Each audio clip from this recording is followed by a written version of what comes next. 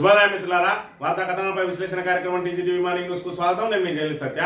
ముందుగా రాష్ట్రంలో జరుగుతున్న రాజకీయ పరిణామాలను కనుక పరిశీలించినట్లయితే 10 ఏళ్ళు అధికారం ఇవ్వండి, న్యూయార్క్ మరి ఇక్కడ మేము ఏదైతే న్యూయార్క్, న్యూజెర్సీ నగరాలకు ధీటుగా ఇక్కడ ఫ్యూచర్ సిటీని నిర్మించి చూపిస్తా, విదేశాల వాళ్ళు కూడా నేను ఫ్యూచర్ సిటీని ఏదైతే ఫ్యూచర్ సిటీ ఆఫ్ ఇండియాను చూసొచ్చిన అని చెప్పి మరి చెప్పుకునే విధంగా దాన్ని తీర్చిదిద్దుతా అని చెప్పి నిన్న రోజున మరి ఇక్కడ రేవంత్ రెడ్డి చెప్పిన మాటలకు మరి తెలంగాణ పౌరులంతా కూడా నివ్వెరమైన పరిస్థితులను మనం ఇక్కడ చూడాలి. మింగ మెతుకులేదు మీసాలకు సంపంగా నూనె అన్నట్టు ఇవాళ మహిళలకు కనీసం ప్రతి నెల ఇస్తాన 2500 లేవు, కళ్యాణ లక్ష్మిలో తుల బంగారం లేదు, పండుటాకులకు మరి ఇక్కడ 4000 ఇస్తా అన్న పెన్షన్ కు అతి గతి లేదు. కానీ ఫ్యూచర్ సిటీని మాత్రం మరి ఇక్కడ ప్రపంచంతో పోటీ పడే విధంగా న్యూయార్క్ నగరానికి ధీటుగా నిర్మిస్తా అని చెప్పి ఆయన గొప్పలు చెప్పడం చూస్తా ఉంటే మరి ఇక్కడ ఏదైతే మరి ఆయన 2 నాలుగుల ధోరణి ఏ విధంగా ఉన్నదంటే మరి ఇయ్యబోతే ఇచ్చేటప్పుడు ఒక రకంగా తీసుకునేటప్పుడు ఒక రకంగా అన్నట్టు ఏదైతే ఉద్యోగులకు సంబంధించి వాళ్లకు జీతభత్యాలు ఇచ్చే సమయంలో మాత్రం నా దగ్గర రూపాయి లేదు, ఎక్కడ అప్పు కుడతలేదు అని అంటాడు. మరి ఇక్కడ చూసుకున్నట్టయితే ఇలాంటి ప్రారంభోత్సవాలు శంకుస్థాపనలు చేసేటప్పుడు మాత్రం అట్టాసంగా మరి ఇక్కడ ఏదైతే నోటికి వచ్చిన హామీలు ఇస్తా ఉంటాడు. మరి నీ దగ్గర రూపాయి లేదు, అప్పు కుడతలేదు, ఆదాయం లేదు, ఫ్యూచర్ సిటీని ప్రపంచానికి ధీటుగా ఎట్లా తీర్చిదిద్దుతామని చెప్పి అడిగే మన నాదుడే లేడు కాబట్టి ఆయన అడగడానికి అవకాశం అయ్యాడు. కాబట్టి ఏదో 4 మనుషులు ఉన్నప్పుడు వాళ్ళ చెవులను సంతోషపెట్టి అక్కడి నుంచి దురుపుకొని పోవడం మనం ఇక్కడ ఆయన వ్యవహారాన్ని చూస్తూనే ఉన్నాం. మరోవైపు చూసుకున్నట్టయితే ఏదైతే రియల్ ఎస్టేట్ కోసమే తాను ఫ్యూచర్ సిటీని ఏర్పాటు చేసినా అని చెప్పి తన మీద ప్రతిపక్షాలు ఆరోపిస్తున్నాయని చెప్పి నిన్న రోజున ఆయన లోపల ఉన్న మనోగతాన్ని వెళ్ళగక్కిండుగా. మరోవైపు చూసుకున్నట్టయితే ఏదైతే మూసీకి సంబంధించిన వాళ్ళు స్వచ్ఛందంగా వెళ్ళిపోయి మీకు ఏదైతే శాశ్వత ఆవాసాలు కల్పిస్తా అంటా ఉన్నాడు. మరోవైపు చూసుకున్నట్టయితే ఏదైతే జలాశయాలను నింపి ఒక్కసారిగా నీటిని వదిలి మూసీని మరి ఇక్కడ ముంపుకు గురి చేసి ఇవాళ వాళ్ళను ఏదైతే మీరే వెళ్ళిపోవాలనే స్థితికి తీసుకొచ్చి ఇవాళ దాన్ని సుందరీకరణ చేస్తా అని చెప్పి మరి ఇక్కడ ఏదైతే 1,50,000 కోట్లకు మరి ఇక్కడ టెండర్ పెట్టే ప్రయత్నం చేస్తా ఉన్నాడు. మరోవైపు చూసుకున్నట్టయితే ఈ రోజు నుంచి ఫిరాయింపు ఎమ్మెల్యేలకు మరి ఇక్కడ దడ ప్రారంభం కాబోతా ఉన్నది. ఇవాటి నుంచే స్పీకర్ విచారణకు ప్రారంభిస్తా ఉన్నాడు. ఈ రోజున 4 ఎమ్మెల్యేలను పిలిచిండు.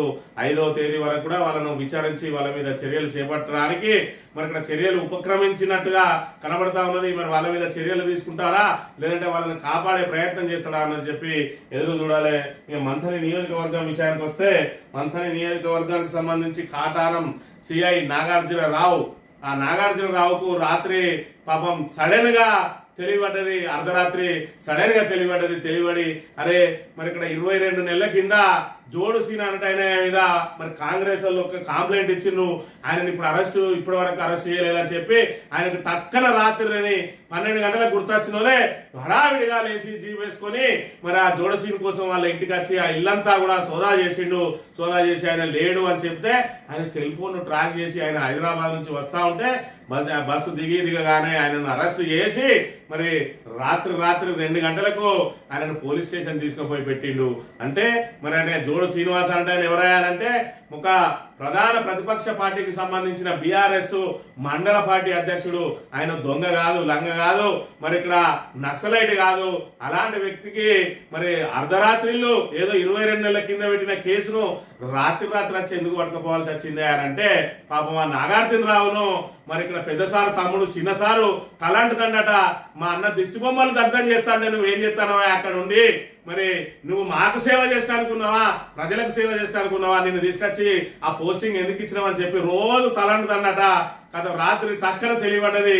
వాళ్ళు ఎట్లనే చేసి జోడిసీని పట్టుకురావాలి, పట్టుకొచ్చి పోలీస్ స్టేషన్లో పెట్టాలి, నిర్బంధించాలి, అవసరం అయితే ఆయన మీద చేయి చేసుకోవాలని చెప్పి మరి సార్ రాత్రి ఏ పొజిషన్లో ఉన్నాడో గానీ వచ్చి రాత్రి వాళ్ళ ఇల్లంతా సోదాలు చేసి భయభ్రాంతులకు గురి చేసి ఆయనను పట్టుకొని పోయి రాత్రి నుంచి పోలీస్ స్టేషన్లో నిర్బంధించిండు.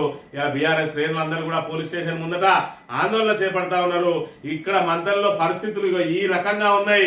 ఈ రకంగా ఒక మండల పార్టీ అధ్యక్షుడిని ఏ రకంగా రాత్రికి రాత్రి మరి తీసుకోవాల్సిన అవసరం ఏమొచ్చింది, ఆయన అంత పెద్ద నేరం ఏం చేసిండు, మరి 22 నెలల నుంచి కేసు ఎందుకు పెండింగ్ లో పెట్టిండు, నిత్యం ఆయన కాటారంలో ఉంటాడు. మరి ఇలా కంటగింపుగా మారింది ఏంది ఆయన అంటే మరి మొన్నటి రోజున మరి జననేత పుట్టమదన్న గారి దిష్టి బొమ్మ, ప్రతిపక్షంలో ఉన్న నాయకుడు దిష్టి దిష్టి బొమ్మను దానం చేస్తే ఆగ్రహించిన బీఆర్ఎస్ శ్రేణులు మంత్రి శ్రీధర్ బాబు దిష్టి బొమ్మను దానం చేసిండ్రు. మరి దానికి ఇవాళ మరి శ్రీధర్ బాబు దిష్టి బొమ్మను కాటార మండల కేంద్రంలో దహనం చేయడం మాకు అవమానం అని చెప్పి ఏదైతే శ్రీనుబాబు నిత్యం ఆ సిఐకి తలాంటి దండో ఆయన రాత్రి వేసి టక్కన తెలియబడి పోయి నన్ను పట్టుకొని పోయి ఇలా పోలీస్ స్టేషన్లో పెట్టిండు.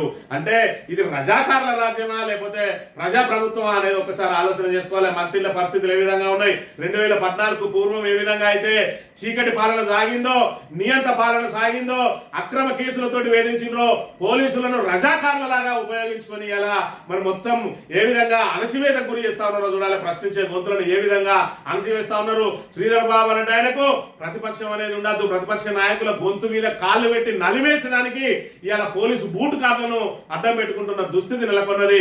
ఇప్పటికే కొంతమంది పోలీసులు మేము ఈ మంత్రిలో పని చేయలేము, ఈ ఒత్తిడి మాకు అద్దు, ఇలాంటి అసాంఘికమైన పనులు మేము చేయలేము, వాళ్ళు ఎవరు ఏం చేయకుండా ప్రజాస్వామ్యయుతంగా మాట్లాడుతుంటే కూడా వాళ్ళ మీద అక్రమ కేసులు పెట్టాలంటే మాకే సిగ్గు అవుతుందని చెప్పి కూడా ఎక్కడి వాళ్ళు అక్కడ మేము ఇక్కడ నుంచి వెళ్ళిపోతామని చెప్పి స్వచ్ఛందంగా వెళ్ళిపోవడానికి రిక్వెస్ట్లు పెట్టుకుంటున్న దుస్థితి నెలకొన్నది మంత్రిలా. అంటే మంత్రిలో ఏ విధంగా రాక్షస పాలన సాగుతున్నదో మంత్రి ప్రజలందరూ గమనించాలి, తెలంగాణ ప్రజలందరూ కూడా గమనించాలి.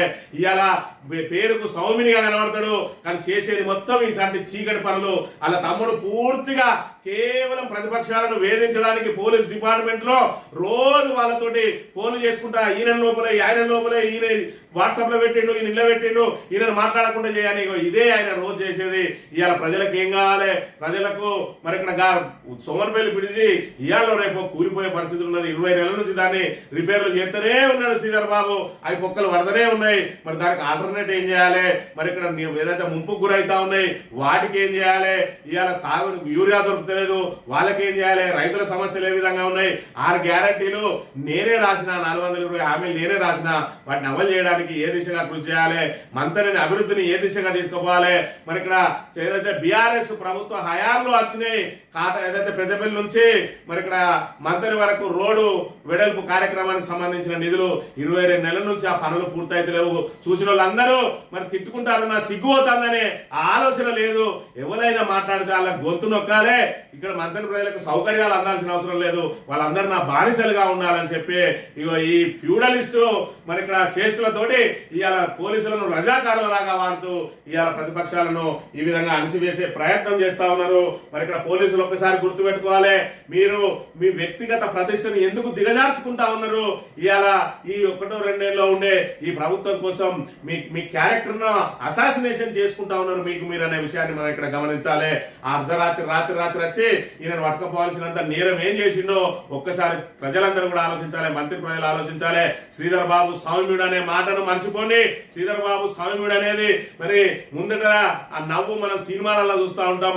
విలన్ ఏ విధంగా అయితే ముందట నవ్వుకుంటూ ఉంటాడో, వెనక నుంచి ఏ రకమైన ఆదేశాలు ఇచ్చుకుంటా వాళ్ళ ఎన్నుకున్న వాళ్ళని కానీ పోలీసులతో కానీ రౌడీలతో కానీ ఏ విధంగా అయితే చేయిస్తా ఉంటాడో శ్రీధర్ బాబు పరిస్థితి కూడా అదే విధంగా ఉన్నది. మంత్రిలో ఇలా అనేక మంది మీద కేసులు పెట్టి వేధిస్తా ఉన్న పరిస్థితిని మీరందరూ కూడా ప్రత్యక్షంగా గమనించాలి. గమనించి రాబోయే రోజులలో మరి దీనికి మీరు చైతన్యవంతులై మీరు ఏం చేయాలన్నది మీరే నిర్ణయం తీసుకోవాలని చెప్పి కోరుతా ఉన్నాం. అదే విధంగా పోలీసులను కూడా డిమాండ్ చేస్తా ఉన్నాం. ఇలాంటి మరి ఇక్కడ ఏదైతే రాత్రి అరెస్ట్ చేసిన సిఐ నాగార్జునరావు మీద ఖచ్చితంగా చర్యలు చేపట్టాలి. బేషరతుగా మరి ఇక్కడ శ్రీనివాసును విడిచిపెట్టాల్సిన అవసరం ఉందనే విషయాన్ని మనం ఇక్కడ గమనించాలి. ఇక వార్తా కథనాలను పరిశీలించినట్లయితే ముందుగా నమస్తే తెలంగాణలో బీజేపీ కాంగ్రెస్ జాయింట్ వెంచర్ సర్కార్ 2 పార్టీలు కలిసే తెలంగాణకు నష్టం చేస్తున్నాయి. 12 ఏళ్లుగా ప్రజల్ని సతాయిస్తున్నాయి. కేసీఆర్ ఎదుర్కోలేక అప్రతిష్ట పాలు చేస్తున్నాయి. స్థానిక సంస్థల ఎన్నికల్లో వాటిని పొందబెట్టాలి. సీఎం రేవంత్ రెడ్డి నల్లమల పులిబిడ్డ కాదు పిల్లి. ఆల్మట్టి ఎత్తు పెంచుతుంటే ఇంట్లో దాక్కున్నాడు. పదవి కాపాడుకునేందుకే కర్ణాటక కుట్రలపై మౌనం. కాంగ్రెస్ నాయకులకు బాకీ కాళ్లతో బుద్ధి చెప్పాలి. అచ్చంపేట జనగర్జన సభలో కేటీఆర్ ధ్వజం. మరి ఇక్కడ చూసుకున్నట్టయితే బీజేపీ కాంగ్రెస్ జాయింట్ వెంచర్ సర్కార్ అంటే వాస్తవంగా కూడా ఇక్కడ మరి ఆంధ్రప్రదేశ్ లో చూసుకున్నట్టయితే తెలుగుదేశం, బీజేపీ, జనసేన మరి ఇక్కడ అక్కడ ఎన్డీఏ సర్కార్ నడుస్తా ఉన్నది. మరి ఇక్కడ చూసుకున్నట్టయితే మరి ఇక్కడ బీఆర్ఎస్ వర్సెస్ కాంగ్రెస్ ఉన్నది. కానీ కాంగ్రెస్ ను బీజేపీ అలయన్స్ లాగా నడుస్తా ఉన్నాయి. ఇవాళ ప్రతిపక్ష పాత్ర పోషించాల్సిన బీజేపీ ఇవాళ రేవంత్ రెడ్డికి వంట పడతా ఉన్నది అని అంటే మరి ఇక్కడ విచిత్రంగా ఉన్నది. ఇవాళ యూరియా మరి ఇంత కొరత ఉంటే ఒక్కరోజు కూడా యూరియా గురించి స్పందించిన నాయకులు లేడు బీజేపీ నుంచి. మరి అదే విధంగా ఇలా ప్రభుత్వ అస్తవ్యస్త విధానాలను ఎవరు కూడా ప్రశ్నించడం సరికదా. రేవంత్ రెడ్డికి వంత వాడతాడు. అటు రఘునందన్ రావు అయితేంది, అటు మిగతా ఎంపీలు ఎవరైతే ఒక్క ఈటల రాజేందర్ మినహా ఎవ్వరు కూడా మాట్లాడతలేరు. ఎమ్మెల్యేలు అయితే అసలు ఎమ్మెల్యేలు ఉన్నారా లేరా అనే మరి ఇక్కడ డౌట్ వస్తా ఉన్నది తెలంగాణ ప్రజానీకానికి. ఈ రకంగా మరి చేస్తున్న తరుణంలో ఇవాళ బీఆర్ఎస్ ఖచ్చితంగా ఏదైతే కాంగ్రెస్ ప్రజా వ్యతిరేక విధానం ఎక్కడికక్కడ ఎండగడుతూ ఇవాళ బాకీ కార్డును రిలీజ్ చేసింది. ఇవాళ పెన్షన్ 2000 4000 ఇస్తా అన్నారు. మరి 2,000 బాకీ ఉన్నారు. 22 నెలలలో ఈ 2,000 చొప్పున 44,000 బాకీ ఉన్నారు. తులం బంగారం బాకీ ఉన్నారు. స్కూటీలు బాకీ ఉన్నారు. మరి అదే విధంగా చూసుకున్నట్టయితే రైతు భరోసా పేరుతోటి మరి ఇక్కడ ఎగనామం పెట్టిండ్రు. ఒక్కసారి మాత్రమే ఇచ్చిండ్రు. ఇప్పటికి 4 విడుదలలో ఒక్క విడత మాత్రమే సంపూర్ణంగా ఇచ్చిండ్రు. అదే విధంగా రైతు కూలీలకు మరి ఎగ్గొట్టిండ్రు, కౌలు రైతులకు ఎగ్గొట్టిండ్రు. ఈ రకంగా అందరికి కూడా బాకున్నారు. మహాలక్ష్ములకు మరి మహాలక్ష్మి పథకం కింద ప్రతి మహిళకి 2,500 ఇస్తా అని చెప్పి మరి వాళ్ళకు కూడా ఎగ్గొట్టిన పరిస్థితులను మనం ఇవాళ చూడాలి. ఈ రకంగా పూర్తి స్థాయిలో మరి ఇక్కడ బాకీ పడ్డదని చెప్పి ఇవాళ బీఆర్ఎస్ ఒకవైపు కాంగ్రెస్ మీద పోరాటం చేస్తా ఉంటే మరి ఇక్కడ బీజేపీ మాత్రం మేమిద్దరం అలయన్స్ అన్న చందంగా ఇక్కడ వ్యవహరిస్తున్న తీరును మరి తెలంగాణ ప్రజానీకం అంతా కూడా గమనిస్తా ఉన్నారు. ఇక బస్తీ బతుకులపై బురద, ఇండ్లలో నీళ్లు, పేదల కన్నీళ్లు, మూసి మురుగులు, నివాసాలు, తడిసిన సామాన్లు, వస్తువులు, ఉపాధి సాయం లేదా అటదిక్కు చూసే నాదులే లేకపాయే, గుండెలు బాదుకుంటున్న నిరుపేదలు సర్వస్వం కోల్పోయి తీవ్ర అవస్థలు అని చెప్పి మరి ఇక్కడ ఈ ముంపు ఏదైతే ఉన్నదో ఆ ముంపు భారీ వర్షాలకు కురిసి మరి ఏదో పెద్ద ఎత్తున వరదలస్తే కురిసింది కాదు. ఒకేసారి 2 జలాశయాలకు సంబంధించిన గేట్లన్నీ ఏకకాలంలో తెరవడంతో మూసి ముంపుకు గురైంది. మరి దీని వెనుక పెద్ద ఎత్తున కుట్ర దాగున్నది. మూసి వాళ్ళు మరి ఇక్కడ మూసి నిర్వాసితులు ఎవరైతే ఉన్నారో మూసి పరివాహక ప్రాంత ప్రజలందరినీ కూడా మీరు ఖాళీ చేయాలి, మీకు డబుల్ బెడ్రూమ్ ఇల్లు ఇస్తా అంటే మరి ఇక్కడ రూపాయి పోగేసుకొని మరి కోట్ల రూపాయల విలువ కలిగిన భూమిని ఇవాళ ఏ విధంగా ఇవ్వనని చెప్పి వాళ్ళందరూ తిరగబడితే ఇవాళ సర్కారు మరి ఇక్కడ కుట్రవన్నీ వాళ్ళను కావాలనే ముంపు గురి చేసి ఇలా మీరు ఖచ్చితంగా వెళ్ళిపోని అనే మరి దుస్థితికి తీసుకొని వచ్చింది. ఆ భూసేకరణ చేయలేక వాళ్ళకి నష్టపరిహారం చెల్లించలేక డబుల్ బెడ్రూమ్ ఇచ్చి దులుపుకునే మరి ఇక్కడ ప్రయత్నం చేస్తా ఉన్నది. అక్కడ 1,50,000 కోట్లతోటి మరి ఇక్కడ పెద్ద ఎత్తున సుందరీకరణ చేయడానికి టెండర్ పెట్టబోతా ఉన్న పరిస్థితిని కూడా మనం ఇక్కడ చూడాలి. ఫిరాయింపుపై నేటి నుంచి విచారణ, తొలి రోజు 4 ఎమ్మెల్యేలకు పిలుపు, వచ్చే నెల 6న అసెంబ్లీ ప్రాంగణంలో ఆంక్షలు, ఫిర్యాదుదారులు, లాయర్లు ఫోన్లు గడియారాలు తీసుకురావద్దని ఆదేశాలు, అసెంబ్లీ లోపలికి మీడియా రావడం పైన నిషేధం అని చెప్పి ఫిరాయింపు ఎమ్మెల్యేల మీద నేటి నుంచి మరి ఇక్కడ 6వ తేదీ దాకా ఆంక్షలు విధించిందట. ఇయ్యాటి నుంచి విచారణ సాగబోతా ఉన్నది 5వ తేదీ వరకు. మరి ఇక్కడ ఫిరాయింపుదారులు, అదేవిధంగా ఫిర్యాదుదారులు, అదేవిధంగా మరి ఇక్కడ లాయర్లు వీళ్ళు మినహా ఎవరిని అనుమతిస్తలేరు. మీడియాను కూడా లోపలికి అనుమతిస్తలేరు. మరి గడియారాలు కూడా లోపలికి తీసుకురావద్దని చెప్పినట. ఇక పార్టీలో దూరిన వాళ్ళని తరిమి కొట్టండి. ప్రతిపక్షంలో 10 ఏళ్ళు కష్టపడి పనిచేసిన తినే టైంలో మరొకటి వస్తే ఊరుకుంటామా? కాంగ్రెస్ ఎక్కడికి పోతున్నదో అర్థమైతలేదు. నాడు కేసీఆర్ అడిగితే 5 నిమిషాల్లో బోర్నపల్లి వంతెనకు 70 కోట్లు ఇచ్చిండు కాంగ్రెస్ నేత మాజీ ఎమ్మెల్సీ జీవన్ రెడ్డి. పార్టీలో దూరిన తరిమి కొట్టండి. ఎవరిని తరిమి కొట్టమంటా ఉన్నాడు? ఇవాళ అక్కడ సంజయ్ అనే ఎమ్మెల్యే మరి ఇక్కడ బీఆర్ఎస్ నుంచి కాంగ్రెస్ లో చేరిండు, ఆయన తరిమి కొట్టుండంటా ఉన్నాడు. అదేవిధంగా రేవంత్ రెడ్డి ఆయన పనితీరుని పొగుడుతా ఉన్నాడు. రేవంత్ రెడ్డి రూపాయి విధిస్తలేడు. ఆ రోజు కేసీఆర్ నన్ను బోర్నపల్లి వంతెన కావాలని అడిగితే మరి 70 కోట్ల రూపాయలు వెంటనే మంజూరు చేసిండు. అంటే ఇవాళ రేవంత్ రెడ్డి చేసేది శూన్యం అని చెప్పి మరి వాళ్ళ సొంత పార్టీ సీనియర్ నాయకుడే చెప్తున్న పరిస్థితిని మనం ఇక్కడ చూడాలి. సాక్షి దినపత్రిక విషయానికి వస్తే భారత్ విజయ తిలకం, 9వసారి ఆసియా కప్ గెలిచిన టీమిండియా హోరావరి ఫైనల్లో పాక్ పై భారత్ గెలిపించిన తిలక్ వర్మ. టోర్నీలో పాకిస్తాన్ పై 3 మ్యాచ్ల్లోనూ భారత విజయం. ఒకవైపు మరి ఇక్కడ ఆసియా కప్ 9వసారి గెలిచింది భారత్.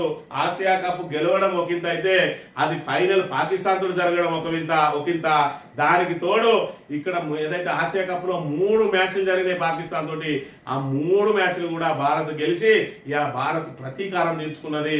ఏదైతే మరి ఇక్కడ పహల్గామ్ దాడితోటి పాకిస్తాన్ మీద మరి ప్రతి భారతీయుడు కూడా మరి ఇక్కడ ఏదైతే రక్తం మరిగి ఉన్నాడో ఇవాళ మన క్రికెటర్లు కూడా అదే రీతిలో స్పందించిండ్రు.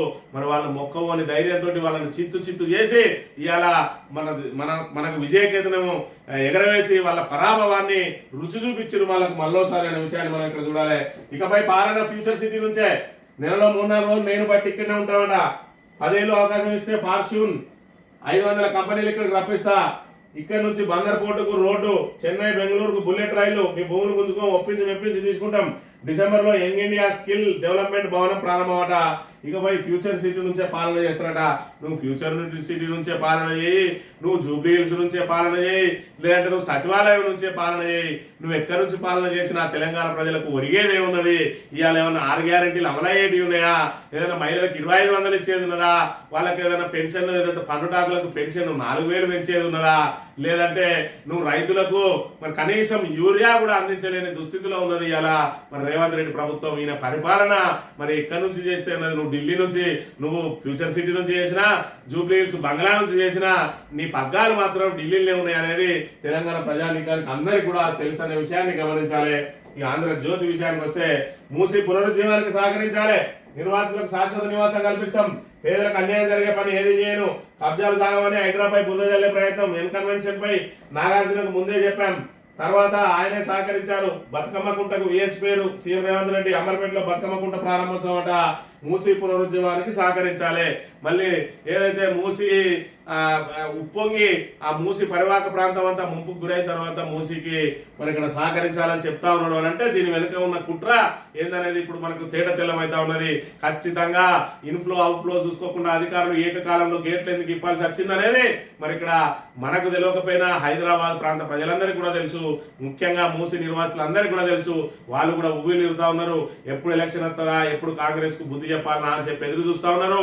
మరి ఇక్కడ ఏదైతే మార్పు పేరుతోటి మరి ఇక్కడ కాంగ్రెస్ ఏ మార్చింది మమ్మల్ని, మరి ఆ ఏ మార్చిన దానికి మేము ఏదైతే మరి ఇక్కడ బ్రహ్మాండమైన పరిపాలనను, పారదర్శక పాలనను ఇడిచిపెట్టుకొని ఇవాళ కాంగ్రెస్ తీసుకొచ్చి నెత్తిన పెట్టుకున్నాం, మాకు మేమే మునిగిపోతా ఉన్నాం, దీనికి మేమే మళ్ళీ సమాధానం చెప్తాం అనే రీతిలో మరి ఇక్కడ ప్రజలందరూ కూడా ఎదురు చూస్తున్న పరిస్థితిని మనం చూడాలి.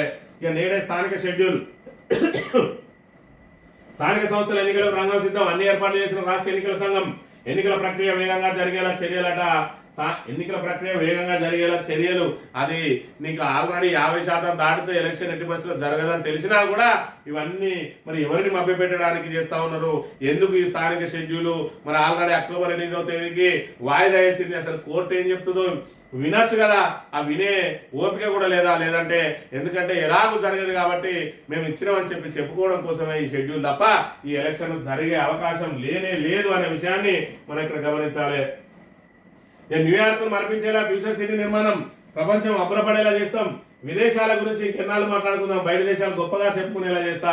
అబ్బబ్బబ్బబ్బబ్బా, ఇప్పటి వరకు 22 నెలల ఒక్క ఇటుక వేరువలే, ఒక్క పెండింగ్ ప్రాజెక్టు పూర్తి చేయలే, ఒక్క నిర్మాణం చేపట్టలే, ఒక్క హామీని నెరవేర్చలే, 2,50,000 కోట్ల అప్పైతే చేసిండు. ఇవాళ ఈయన ఫ్యూచర్ సిటీని నిర్మించి మరి ఇక్కడ విదేశాలు కూడా ఫ్యూచర్ సిటీ గురించి చెప్పుకునేలాగా చేస్తారట. అంటే నోరే కదా, రూపాయి ఖర్చు లేదు, నోటికి వచ్చింది మాట్లాడచ్చు. మరి రేవంత్ రెడ్డిని చూసి నేర్చుకోవాలి. మరి అక్కడ అది విన్నోడు మాత్రం ఇక ఊహల పల్లకిలో తేలిపోతాడు. గట్లనే ఎలక్షన్ల ముందు జనాలను మభ్యపెట్టిండ్రు. 6 గ్యారంటీల పేరుతోటి వాళ్ళని ఊహల పల్లకిలో ఊరేగించి ఇవాళ గద్దెనెక్కి వాళ్ళ పుట్టి ముంచిండ్రు. ఇంకా కూడా అదే మాటలతోటి మరి కడుపు నింపుకుంటా తిరుగుతారు తప్ప పనులు మాత్రం శూన్యం అనే విషయాన్ని మరి ఇక్కడ ప్రజలందరూ కూడా గమనిస్తూనే ఉన్నారు.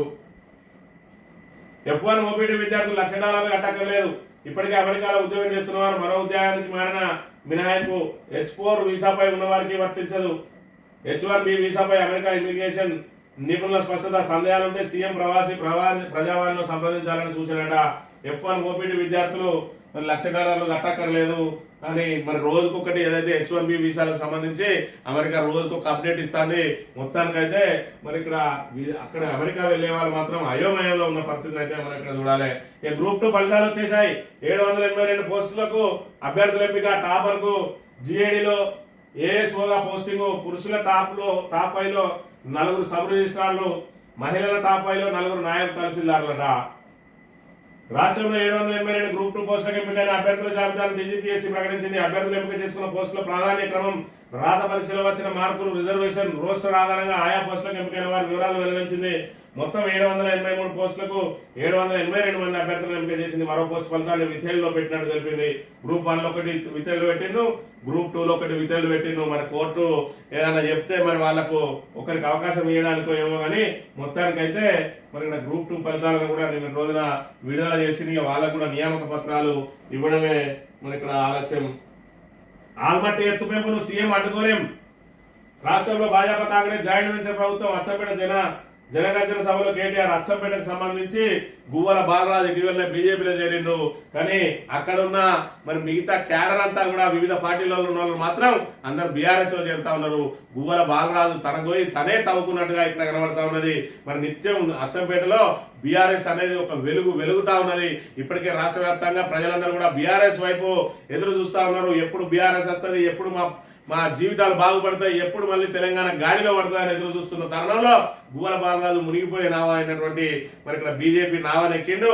మరి ఇక్కడ అచ్చంపేట మాత్రం బీఆర్ఎస్ గుబాలిస్తున్నది, గుబాలిస్తున్న పరిస్థితి మనం ఇక్కడ గమనించాలి. తలమానికంగా ఫ్యూచర్ సిటీ అట మరి ఇక్కడ ఏదైతే మాటలే తప్ప చేష్టలు కనవాడని మరి ఈ పనులలో ఈ ఫ్యూచర్ సిటీ 22 నెలల్లో ఇప్పటి వరకు ఎలాంటి నిర్మాణాలు చేపట్టని రేవంత్ రెడ్డి ఇవాళ మొత్తానికి మరి ఇక్కడ ప్రపంచమే ఇది చూసేలాగా న్యూయార్క్ మర్పించేలా కడతారట. కానీ ఈయనకు 10 సంవత్సరాలు అవకాశం ఇవ్వాలట. మరి 10 సంవత్సరాలు అవకాశం ఇస్తారో లేదంటే ఈయన పర్ఫార్మెన్స్ అనేది జూబ్లీ హిల్స్ ఎన్నికల స్థానిక సంస్థల ఎన్నికలలో రేపటి రోజున ఈ ఫిరాయింపు ఎమ్మెల్యేలు ఎవరైతే ఉన్నారో అక్కడ జరిగే ఉప ఎన్నికలలో తేటతెల్లం కాబోతా ఉన్నది. ప్రజలందరూ కూడా ఎదురు చూస్తా ఉన్నారు. నీ ఫ్యూచర్ సిటీ వద్దు, నీ ప్రపంచం వద్దు, నీ తలమానికం వద్దు, నువ్వు ఎన్నడూ దిగిపోతే ఆ రోజే మాకు తెలంగాణకు మరి ఇక్కడ శుభప్రదానం అని అందరు కూడా మరి ఏదైతే గంగ స్నానాలు పోయొచ్చి మరి ఇక్కడ ప్రశాంతంగా ఉంటాం. మళ్ళీ కేసీఆర్ తీసుకొచ్చుకోవాలి, గద్దెనెక్కించుకోవాలి, అందరం గుండె మీద చేసుకొని ఉండాలి అని చెప్పి తెలంగాణ ప్రజలందరూ కూడా ఎదురు చూస్తున్న పరిస్థితి. మరి ఇలా వద్దురో నాయన అన్న పరిస్థితిని తీసుకొచ్చింది ఇలా రేవంత్ రెడ్డి. మళ్ళీ కాంగ్రెస్ అనేది ఇక ఫ్యూచర్ లో మరి ఇక్కడ ఈ ఫ్యూచర్ సిటీ మాట దేవుడెరుగు కాంగ్రెస్ కు ఫ్యూచర్ లేకుండా చేసిండు రేవంత్ రెడ్డి అని అయితే సగటు కాంగ్రెస్ కార్యకర్త కూడా మరి గగ్గోలు పెడుతున్న పరిస్థితి. ఇప్పటికే స్థానిక సంస్థలు ఎన్నికలు వచ్చినాయంటే అధికార పార్టీకి సంబంధించిన ద్వితీయ శ్రేణి నాయకులు సంకలు గుద్దుకోవాలి. కానీ వాళ్ళు జంకుతా ఉన్నారు, ఎలక్షన్ అంటేనే జంకుతా ఉన్నారు అని అంటే కాంగ్రెస్ పరిస్థితి మరి క్షేత్రస్థాయిలో ఏ విధంగా ఉన్నదో మనం ప్రధానంగా గమనించాలి. ఈ పరిస్థితులలో స్థానిక సంస్థల ఎన్నికలు కనుక జరిగినట్టయితే పరువు పోతుందనే కావాలనే జీవో పేరుతోటి డ్రామా ఆడి ఇలా ఎన్నికల షెడ్యూల్ తీసుకొచ్చి కోర్టుతో కొట్టేయించుకొని మళ్ళీ ఒక 3-4 నెలలు స్థానిక సంస్థలను వాయిదా వేయించడానికి రేవంత్ రెడ్డి ప్రయత్నం చేస్తా ఉన్నాడు. స్థానిక సంస్థల ఎన్నికలు జరిగే అవకాశం లేదు. ఈ రిజర్వేషన్లు 42% అమలయ్యే అవకాశం లేదు. అమలు చేసే చిత్తశుద్ధి కూడా కాంగ్రెస్ కు లేదు అని తెలియజేస్తూ ఇది ఈ రోజు మార్నింగ్ న్యూస్ తిరిగే బద్దాం. Thank you very much.